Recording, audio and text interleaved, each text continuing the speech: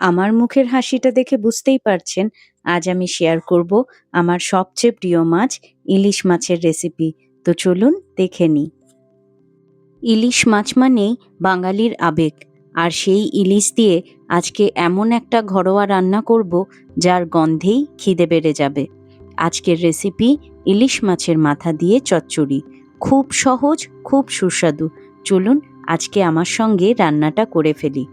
প্রথমে আমি এখানে নিয়েছি ইলিশ মাছের মাথা। মাথাটাকে লবণ আর হলুদ দিয়ে ম্যারিনেট করে রেখে দেব 10 মিনিট। ইলিশের সবচেয়ে সুন্দর ব্যাপার হলো খুব বেশি মশলা বা অনেক উপকরণের প্রয়োজন হয় না।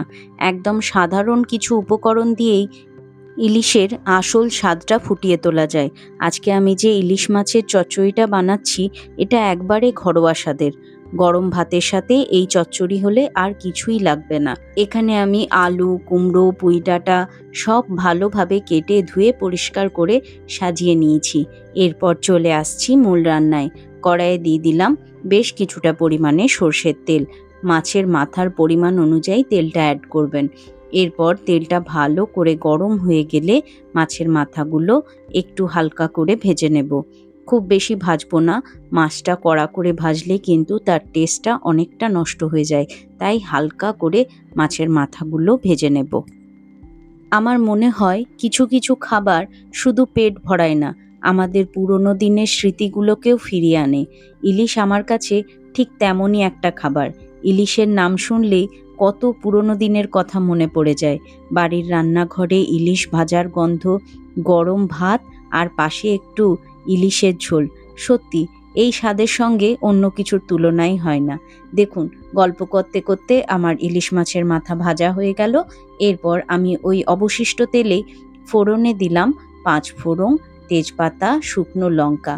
ব্যাস, ফোড়নের থেকে একটু সুন্দর গন্ধ বেরিয়ে এলে এরপর কেটে রাখা আলুটা একটু ভেজে নিচ্ছি। ডাঁটাটা যেহেতু সেদ্ধ হতে একটু সময় লাগবে, তাই আলুর সাথে ডাঁটাটাও অ্যাড করে দিলাম। হালকা একটু ভেজে নেব কালারটা চেঞ্জ হওয়া পর্যন্ত। 3 থেকে 4 মিনিট চাপা দিয়ে আলু আর ডাঁটাটাকে ভেজে নিচ্ছি। ভাজা হয়ে গেলে এরপর একে একে সমস্ত সবজিগুলো অ্যাড করব। আপনারা চাইলে এখানে বেগুনও অ্যাড করতে পারেন। বেগুনটা দিলেও এই রান্নাতে খুব ভালো হয় খেতে। আমার কাছে ছিল না বলে আজ বাদ দিয়েছি। এখানে কুমড়োটাকে দিয়ে ভালো করে ভেজে নিলাম। এরপর দিয়ে দিলাম হলুদ গুঁড়ো, দিলাম সামান্য একটু জিরে গুঁড়ো, দিলাম সামান্য ধনে গুঁড়ো, পরিমাণ মতো লবণ অ্যাড করলাম। এরপর ভালোভাবে সমস্ত সবজিগুলোকে কষিয়ে নিতে হবে। দেখুন, এই সময় কিন্তু হাই হিটে সবজিগুলো ভেজে নিচ্ছি, নাহলে সবজিগুলোর থেকে জল ছেড়ে দেবে আর সবজিগুলো ভাজা হবে না। সামান্য একটু চিনিও অ্যাড করলাম, এতে স্বাদটা ব্যালেন্স হবে, খেতে খুব সুন্দর লাগবে। সবজিগুলো যখন ভাজা হয়ে যাবে তখন কেটে রাখা পুঁই শাক এখানে অ্যাড করে দিলাম একদম লাস্টে। পুঁই শাক অ্যাড করে ভালোভাবে সমস্ত সবজির সাথে মিশিয়ে নিচ্ছি। মিশিয়ে নিয়ে এরপর ওপর থেকে আমি ভেজে রাখা মাথাগুলো রেখে নিয়ে চাপা দিয়ে রেখে দেব সমস্ত সবজি সেদ্ধ হতে 3 থেকে 4 মিনিট মিডিয়াম হিটে। কুমড়ো যেহেতু নরম সবজি, খুব তাড়াতাড়ি এই রান্নাটা হয়ে যায়, তাই এখানে কুমড়োটা খুব বেশিক্ষণ ধরে সেদ্ধ করতে হবে না। দেখুন, চাপা দিয়ে রেখে দিয়েছিলাম, ব্যাস মোটামুটি সবজিগুলো সমস্ত সেদ্ধ হয়ে গেছে। একটু চিপে দেখে নিচ্ছি আলু আর কুমড়োটা ভালোভাবে সেদ্ধ হয়েছে কিনা। এরপর মাথাগুলো আলতোভাবে ভেঙে দেব। খুব বেশি ভাঙবেন না, তাহলে কিন্তু কাঁটা কাঁটা হয়ে যাবে। আলতোভাবে ভেঙে দিয়ে পুরো সবজির সাথে ভালোভাবে মিশিয়ে দিন। পুরো ফ্লেভারটা তাহলে সবজির মধ্যে মিশে যাবে। অপূর্ব হয় খেতে, বিশ্বাস করুন। আর এত তাড়াতাড়ি হয়ে যায় এই রান্নাটা। তবে হ্যাঁ, এই রান্নাটা হয়ে গেলে শেষে একটু ভাজা মশলা আমি এখানে অ্যাড করে দিচ্ছি। ঘরে আগের থেকে আমি ভাজা মশলা রেডি করে রেখেছিলাম।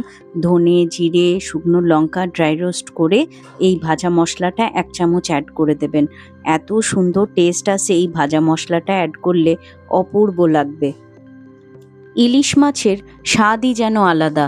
যতবার রান্না করি ততবারই মনে হয় এই মাছটা আমাদের বাঙালির রান্নাঘরের একটা আবেগ। আজকে ইলিশ মাছের চচ্চড়িটা কেমন হয়েছে সেটা অবশ্যই কমেন্ট করে জানাবেন। আপনাদের বাড়িতে ইলিশ মাছ কিভাবে রান্না হয় সেটাও আমাকে কমেন্ট করে জানাবেন।